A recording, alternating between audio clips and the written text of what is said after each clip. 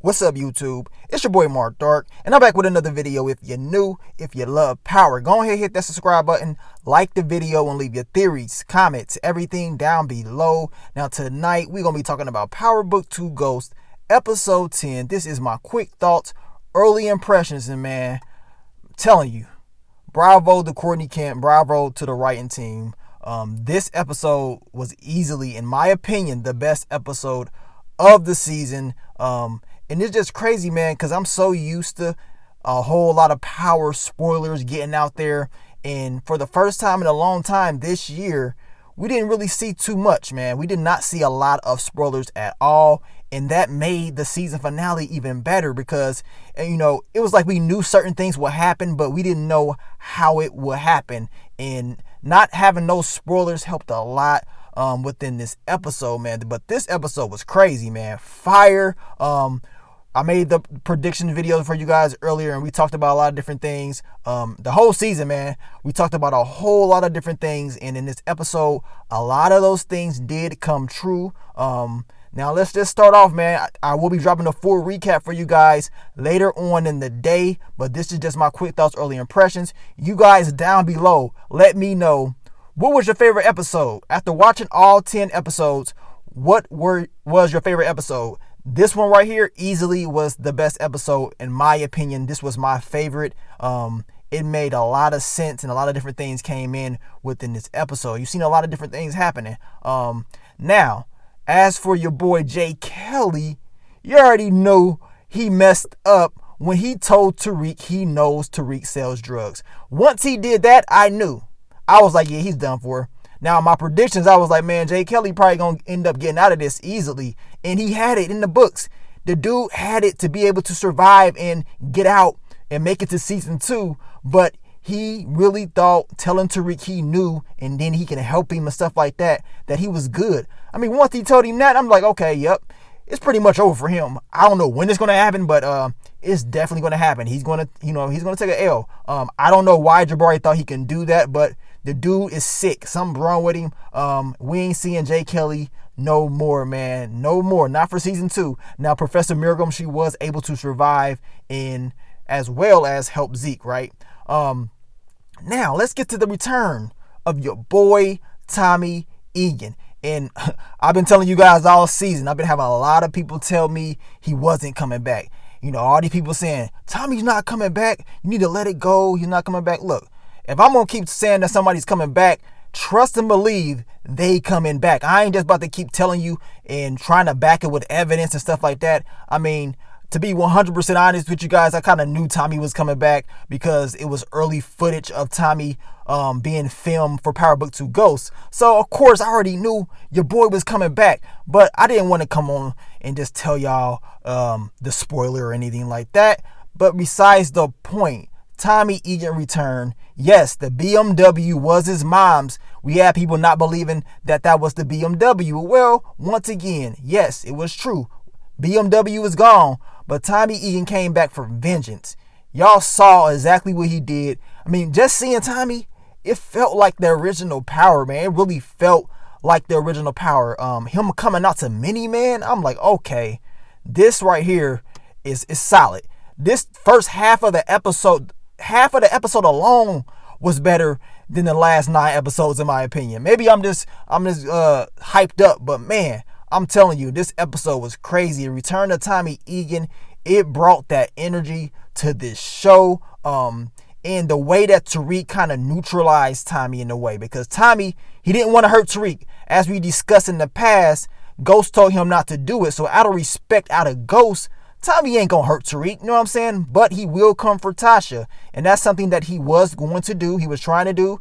Now, to all my people that believe that Tasha was not going to get out, remember early on in the season, I said, your girl Tasha is definitely going to get out. I don't know when, but she's definitely going to get out. And also, it was people saying that Tasha was going to die. She didn't die. She survived. Now, I don't know about y'all, but at the very end, when Tommy was at the grave site, it almost reminds you of when Tommy was watching Angela and Ghost. It was like they was giving us parallels between episodes. It really felt like that scene was happening again. Like Tommy Egan, it was about to do it one more time. In the back of my head, I'm like, nah, it's no way they're going to let this go down like this. They're going to tease it, but it's no way Tasha's dying. The reason that I knew that Tasha wasn't dying early on is because of what Courtney Kemp said at the end of Power Season 6. She said, Tasha, her character is pretty much graduated. She's about to go to a whole new level, and I'm excited for her character, right? So I already knew that Tasha was good. There's no way they're going to kill Tasha off. They did a great job at building it up. Even though that Tommy and Tariq kind of made a plan in a deal, Tommy still was trying to take out Tasha, and it made a lot of sense, right? A whole lot of sense, because Tasha, of course, killed Lakeisha, and you seen the look on Tariq's face when he found out that. He was like, oh man, like, she did that, and he wanted to take Tasha out, plain and simple, for putting his name under the bus, saying that he killed Ghost, which was not true. So, of course, he wants to take Tasha out no matter what. But what I did appreciate about this episode is this, and I said it in my final predictions, or one of these videos I've been dropping, because I've been dropping a hell of a lot of videos for you guys, but I said I'm not really worried about the whole Tariq versus Kane thing, because I believe that Tariq would be able to handle himself when it comes to Kane. He proved that earlier on in the season when he kind of neutralized Kane. And in this episode, once again, when Kane had that advantage, when Kane could have easily took Tariq out, what did Tariq do? He broke it down for Kane. He explained to him, just think about this. Do you really want to do this? This is going to tie back to you. They're going to know you did this. This is a college professor. Look, I got this. I'm your only outlet. Y'all ain't got nobody left. You know what I'm saying? Rico was gone. And the way Tariq broke it down for Kane, Kane couldn't do nothing else but respect it, just like he did earlier on in the season, right? And Kane sat there and he watched Tariq take out Jay Kelly. And you see the little smirk on his face. That smirk was a smirk of respect. It was like, okay, kid. All right, I see what you're doing. You got it. You know what I'm saying? You told me about what's going to happen. You said you was going to handle it, and you did it. And, you know, Tariq is also, he's wanting to stay. One thing that we did see in this episode, it was Tariq pretty much being a man. He's not a cub no more. You know what I'm saying? He's a lion. Regardless of what you want to believe, he is a lion. He's not that kid that you can just boss around and tell to do anything. And that's what Tasha thought she can do. She was making plans, telling Tariq to do this and that. He is 18. He's a grown man, as Monet has said. And he's made a lot of decisions. You can tell the look on Tariq's face. He didn't really want to leave. He was like, man, what I'm doing here is good. This is for me. He didn't want to leave Brayden. He was pretty much telling Brayden, look, you may have to do this by yourself, man, because I'm probably going to end up leaving or whatever. But you can tell deep down inside Tariq didn't want to leave this. He created this. He did this on his own, for real, right? And he did it without the help of his mother or father. He kind of, pretty much came in. He found Monet. He did what he had to do to make those connections. But he did it in a very smart way in this episode. I like how he neutralized Kane and brought Kane in. And now it's like the Tejada's family is reunited. You know what I'm saying? And also, he gained more reassurance within Monet. She protected him against Tommy Egan, of course. And he was smart by calling in authorities to help bring Tasha into witness protection. All this was a master plan. And I like how Tariq ended the episode pretty much saying that Ghost never die. It's pretty much saying that, yes, Ghost is not here, but man, Ghost never died, talking about his father. That was brilliant. This whole episode, to be honest with you guys, didn't have any problems. Well, it was one thing that I was kind of shook up about. That was Rico, Jackie Long's character. Now I did make videos about maybe that Rico would probably be connected with Tommy Egan. Now that prediction wasn't necessarily true at all.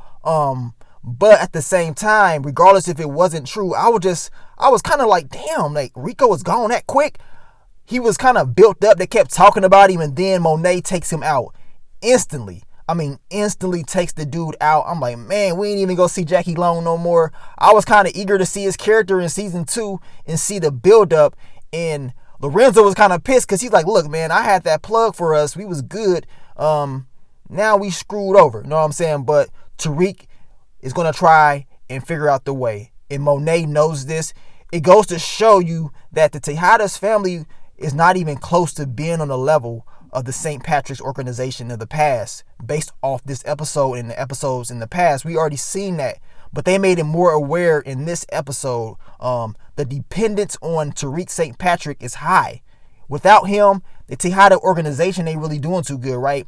As he said to Kane, and we seen it in the episode. But I'm telling you right now, overall, man, this episode was fire.